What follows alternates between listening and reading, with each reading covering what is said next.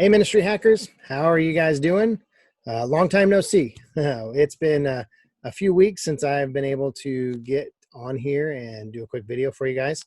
It's been pretty good last few weeks for me, and I hope it's been for you. We went on vacation. That was the big thing. So that first week that we launched this, I went on the vacation the next week and traveled all over the place. And I'll tell you what, traveling in a small car with three littles is very challenging. And so those of you who have little ones or who have had little ones and took trips can understand what we went through. It was lots of fun, though. We went to the East Coast and visited Pennsylvania, Virginia, Maryland, Delaware. I think that's it. I think those are all the states we visited. Went to the beach, went to the mountains, and just had a really great time, really refreshing. We dropped off the kids with Chris's parents for a week while we traveled, and then went and picked them up, and then all of us went camping for a week, and so it was really good. We drove home. We did 14 hours on one day and 4 hours on the next, and we were exhausted. We got home on a Saturday, and so we had quite a bit of time to just enjoy the rest of the day and the rest of the weekend. And traveling right now is very different. So if those of you who have traveled in the last few months can understand, but we live here in Iowa, and restrictions are not super heavy here. Each county has a little bit different, and so we're able to go to restaurants, things like that, somewhat unrestricted. Masks are required in most places, but when we got out to the East Coast, it was a whole nother world. There were very few things that we could do. We spent one whole day just hanging out in our hotel because that's really all we could do. And so, yeah, so it was just although it was a very refreshing time and a good relaxing time, it was a reminder that things are very different out there. And so I'm not sure how things are for each of you in your different areas, but it was just a reminder that things are different and we're dealing with a lot of challenging circumstances. And so as pastors and ministry leaders, I continue to think of all of you and pray for you in what you're facing and what you're having to go through and the things you're having to navigate with. And so again, it was a good trip, but very eye-opening to how things are in other places and other parts of the country. So we came home on a Saturday, spent the day Sunday just kind of unpacking and relaxing and getting ready for the week. And Monday came, Krista went back to work. Me and the boys got into a little bit more of a regular schedule in the morning, and then in the afternoon, a Derecho came through the area. And so for those who don't know what a Derecho is, I've never heard of it before, but it is a sustained straight line storm with wind speeds between 80 and 120 is what it reached for us. And so we had wind speeds that were hurricane level, and for about an hour and a half, nonstop, no real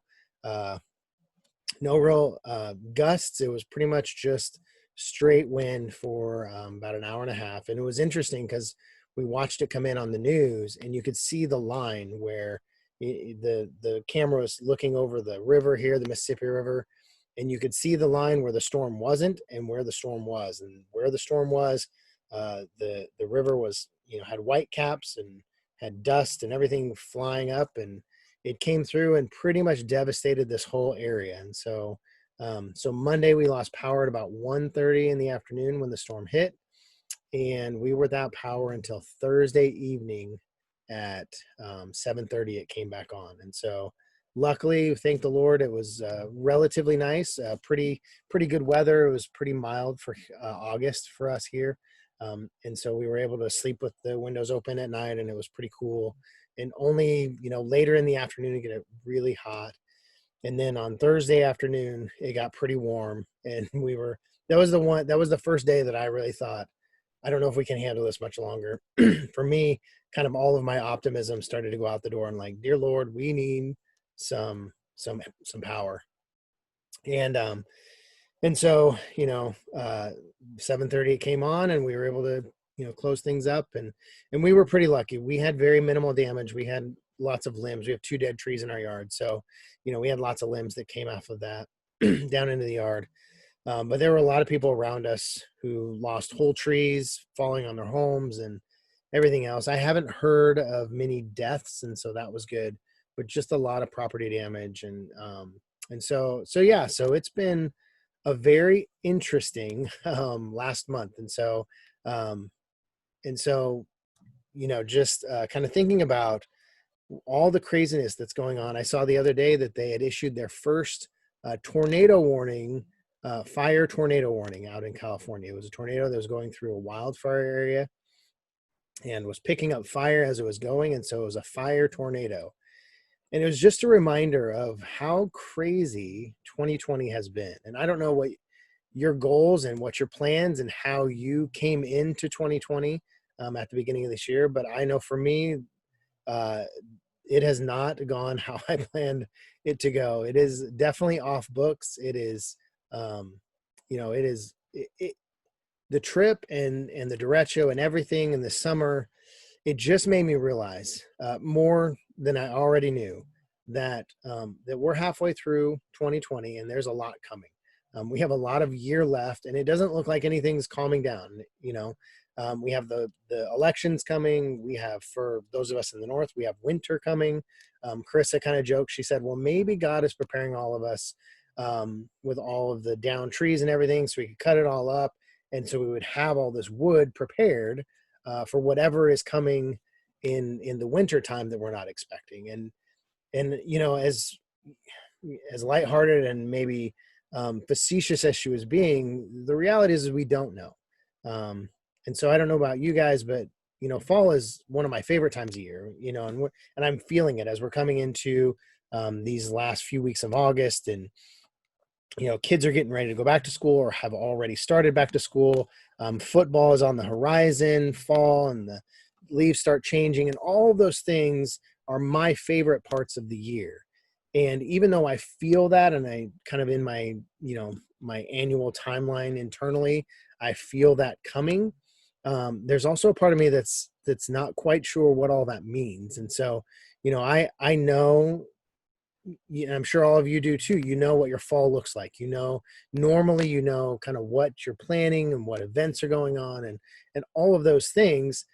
But the reality is despite all of that, we really have no idea what's coming. And so my encouragement to you and my challenge to you as I've been thinking over these last few weeks, as I've drove thousands and thousands of miles and thought and processed, I just thought more and more, the biggest thing that I feel like God is impressing upon me and impressing upon others is we can no longer rely on knowing what's coming. Many of us plan, we have goals, we set, things in motion. At this time of year, many of us would already be planning our Christmas programs or our Christmas services, or we'd be planning, what we would be doing for Halloween, whether it's a trunk or treat or some sort of outreach or whatever that is. And this year we're having to rethink all of that. We're having to rethink what can we do in the restrictions we're facing?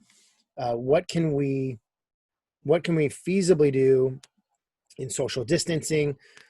For some of us, we've taken hits to our budgets, and so we're having to rethink what can we do within the budget constraints that we're sitting in. Some of us are losing staff members, and so we're having to think, how do we fill some of those gaps when our staff are now stepping out, or we're no longer to keep them on, or whatever the case is that you're dealing with. The reality is that through all the planning and all the thinking about what's to come, we really can't know what's coming anymore. And 2020 has shown us that. I mean, we've had so many things that are out of the ordinary and obscure and the first time in history, And so my encouragement to you today, as all of us are processing through and preparing for the fall, is to think through, how are you at relying on God? How often do you spend time with him? Do you talk to him? Do you ask God what he's wanting you to do? And I know that in ministry, we do that somewhat periodically throughout our day and different points, and even in our devotional time or whatever. But I also know for me that sometimes that can become routine. Sometimes that can become spiritual rhetoric that we say or we do. But how often are we really sitting down and thinking, dear Lord, I have no idea what's coming. I have no idea how to prepare for what's down the road. And I need you not only to show me, but also to prepare me. Some of you are in situations that are very challenging. This is a very difficult time to be in ministry, to be a pastor, because, it doesn't matter what you do. It feels like somebody is going to complain, or somebody's going to be upset, or somebody's going to be frustrated with with whatever decision you make, and more so than normal. Um, and so you really have to rely on God, maybe more than ever, maybe more than you ever have. Is just think about, how, God, do I get through this? How do I lead? What is the right decision? What's the next step for us? What do we need to do in this season, or this month, or even this week? What do we need to do to reach our community, to serve our faith community, to make your name known, to reach this people group, whatever the case is? Really spending time with God, and collect your team. Really spend time with them and praying to God, and collectively asking God what you want us to do. Maybe it's your board, or maybe it's your core leaders, or your core members of your faith community. But spending time really implementing old school prayer meetings, or old school conversations about what's the next phase, or next step, or next thing. um, Getting into the word more than ever. I think that's one of the biggest challenges right now, is because there's so many restrictions on getting together, that in some ways we've abandoned some of the things that we've come to know, whether it's Bible studies, or getting together and having conversations with one another. Well, how are you using your your Zooms, or your virtuals, or even just meeting at a park in a socially distanced setting? But somehow, how are you getting together with God, and getting together with your people, and asking the questions, what's next? What are we to do? How are we to move forward? Ministry is changing, and all of you feel that on some level, I'm sure. Some of us are fighting it, some of us are denying it, but ministry is changing, and maybe it will go back to the way it was before. Most likely it's not going to. And so, we have to learn, we have to adapt. Hopefully we're all good at adapting our ministry models, holding on tightly to the principles of the Bible, and godly character, and those things, holding on to those, but also being forward thinking enough and flexible enough to innovate and change and adapt our ministry models to whatever is necessary to reach our community and the people around us. And so my encouragement to you is, don't worry about what's coming. Don't worry about what else 2020 is going to throw at us. Don't worry about those things. Spend time with God. Really make it a discipline. Really spend time in your devotions. Really spend time praying with, on your own. Really spend time praying with your family. Really spend time praying with your leaders, your team, your board, whoever that is. And asking God the question, how do we lead forward? How do we be about what you're wanting us to do? How do we get outside of the institutional church shackles that we can sometimes find ourselves in? How can we get outside of those, and how can we be about advancing the kingdom of God and making him known through his word, through our preaching, and through the messages that God has put on our hearts?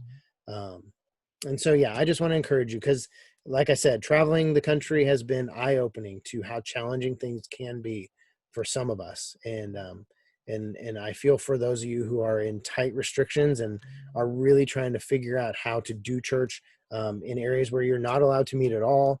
Some of us are having to face the choice. Do we go against the mandates and the restrictions that the government has placed on us, or do we not, and then face the backlash from some people in our churches?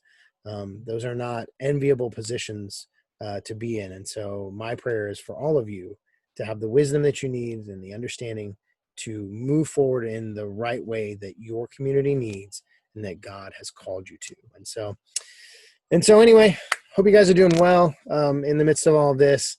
I am refreshed after vacation. I'm tired after Derecho. I'm a little concerned about fire tornadoes, so I'm hoping that stays out in California area. But I'm ready for the fall, and I'm ready for whatever God brings our way. And so I just want to encourage you all to continue to help each other.